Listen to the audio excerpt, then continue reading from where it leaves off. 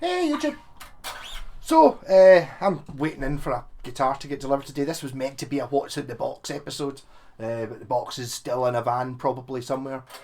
I wish I'd thought, I've never really had I don't like bad mouthing people, but parcel farce, bunch of arseholes. I've never had the tracker thing. I've got a tracking number and everything that says it's meant to be due today, but every parcel force tracker I've ever had, it's told me, oh, your guitar has been delivered, and it's like, yes, I'm playing it just now. That's the first thing the tracker said. So the tracker was nothing available, nothing available, nothing available. Got the guitar the following day, it's been delivered. Like, uses that.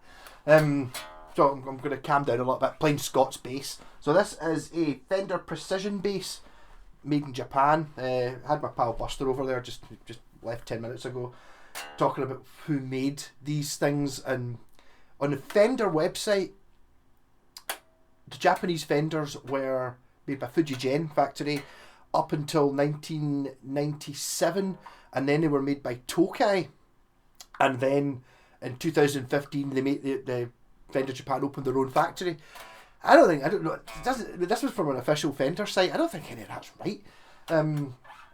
So this one anyway. This is an 89 to 90 Fujigen built P bass. It's really nice. I was kind of going to do. I might even do a bit of a battle of the basses against my Schecter.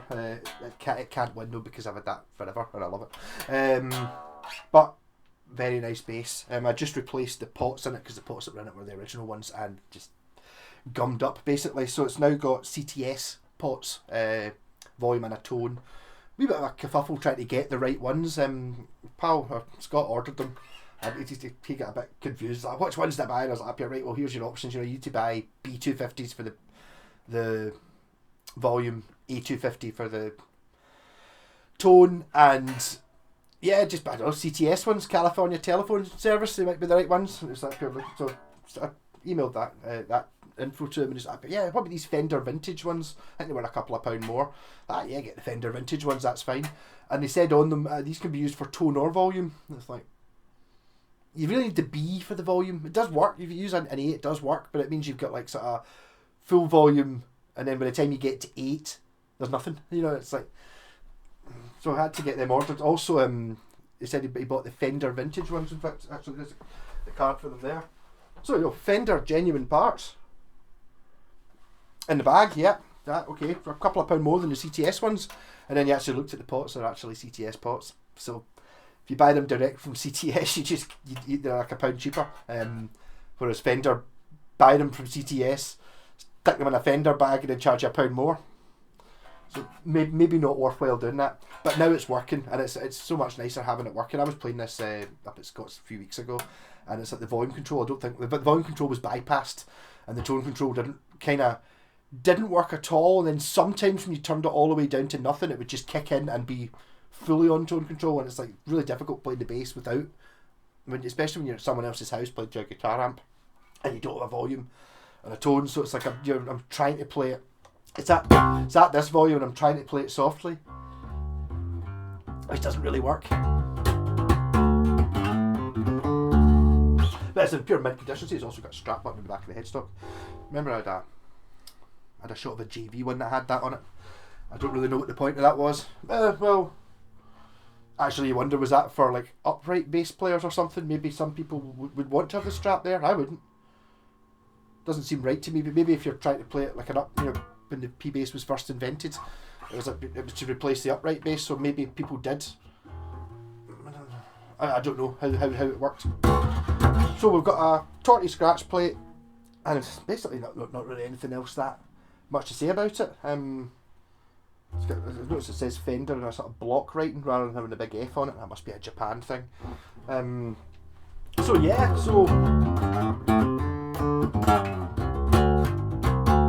you could argue it's about the best P bass you can get, really. I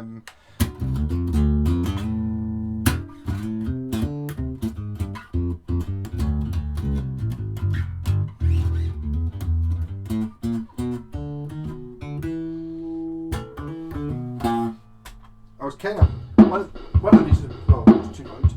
One of the reasons I was doing this was thinking if I started doing a video parcel force will arrive with my new guitar.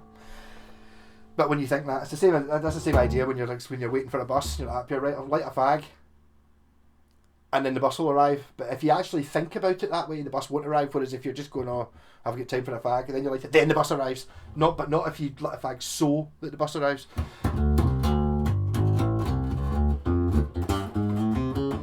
So P-bass reviews are a bit difficult, isn't it? I really don't know what to say about this. I mean, it's in immaculate condition and it feels really expensive. I'll give it that. I actually cut my finger open yesterday when I was packing up a pedal, big gash on it. So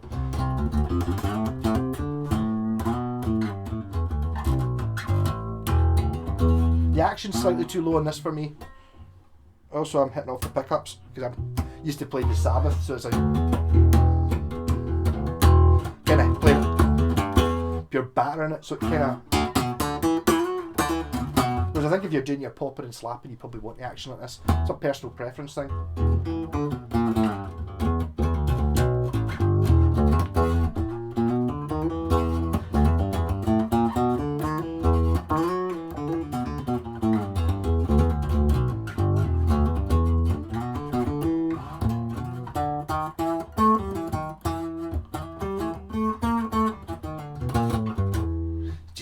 Too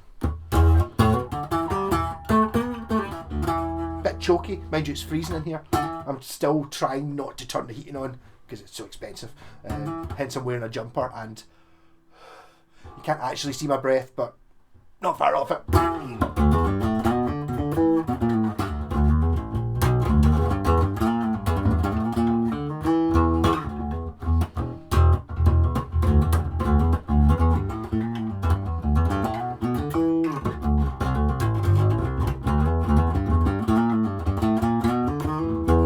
The only bass you never need, really. You're going to have one bass, have a P bass.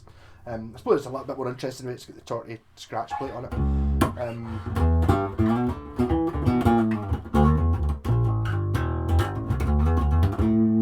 But there really is nothing to say about it, eh? When you've only got one pickup and a volume and a tone, I've already tried playing it with the tone all the way down. It's fine. It's nice, it's lovely, it's working though. For many years I was always had the tone at full on a bass. It wasn't really until I started playing in the Sabbath band I started throttling back a bit to get more of a sort of woolly sound, which works for Sabbath. I was always much more punchy. I want to be heard.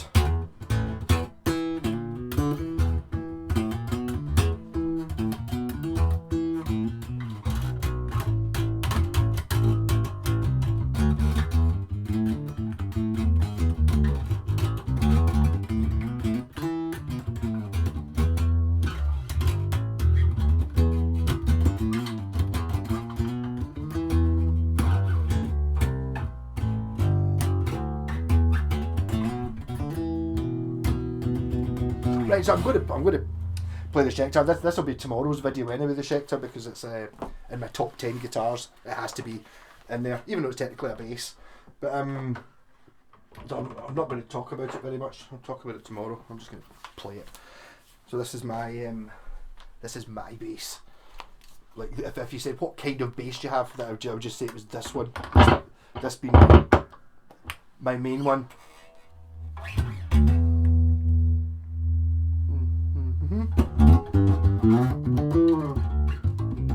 There's something very comfortable about this bass. I think, to be honest, it's just personal use. I mean, all the wear on the fingerboard was pretty much me. This was in pretty good condition when I got it.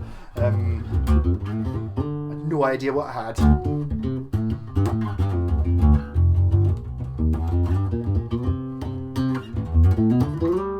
This one's also set up a bit more to my taste, a bit of a higher action. So you can thump it and it doesn't.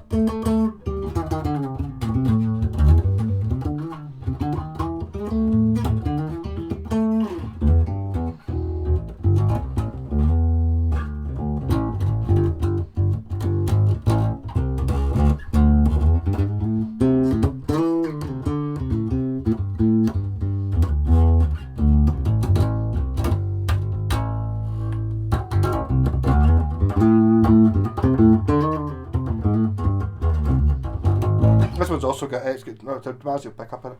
This is only going to be a 10-minute video. Go ahead anyway, but this has got a push-pull pot on it, which I think I need to clean. It crunches. No, not too much.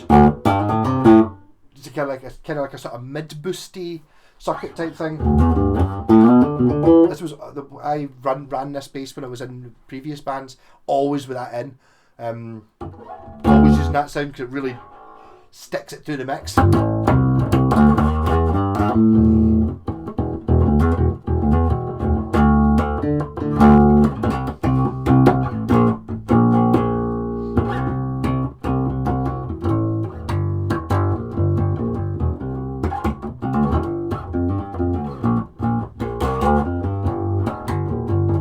Whereas now, I kind of like the passive sound a bit better maybe.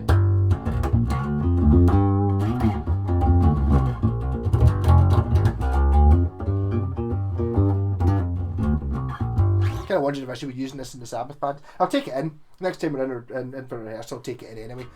Use it for my standard tuning bass. But now it's kind of got some value. Or to me anyway, I don't know how much these things cost. You don't find them. You don't find the original Schecters when they were still Fender licensed. And the body in this is Cobolo, which I really like saying. What's the other thing I heard? Scott was going to buy a guitar. He was showing me one this morning, and the fingerboard's made of Grenadier. It sounds like a sort of. Sounds like something you get in, you not got a Grenadier flavoured one of these, or it sounds like grenades. Both of them sounding good. So I'll just sit here, hungry, waiting for Parcel Farce to hopefully deliver my guitar, and then there'll be a What's in the Box. So this might be going out today, it might not. I might be doing a video of this top 10 guitar thing with this, do a bit more time on it. Not that. P basses aren't great for reviews. Let's try some different sounds. Oh, you turn the tone off.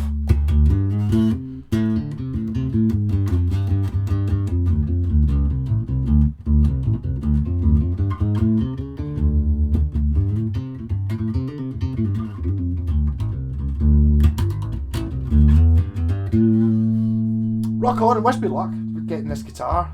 Really annoyingly, I put a pedal, a Yamaha Magic Stomp pedal on eBay last night. It sold in 3 minutes to the same guy that bought the last one. So I've got it packaged up, ready to go. But I need to take it to the shop to deliver it. My Hermes, which is much better than Parcel Dicks. Parcel Bastards, I don't really know what to call them. But we'll see what happens. I kind of don't want to go because I just know that if I go, then that's when it'll arrive, innit? Really. But I did put my Hermes just now have a special offer, and it's only an extra £1 for 24-hour delivery. So the guy only bought it yesterday. So as long as I get it away tonight, he'll get it tomorrow. So that should be fine. Rock on!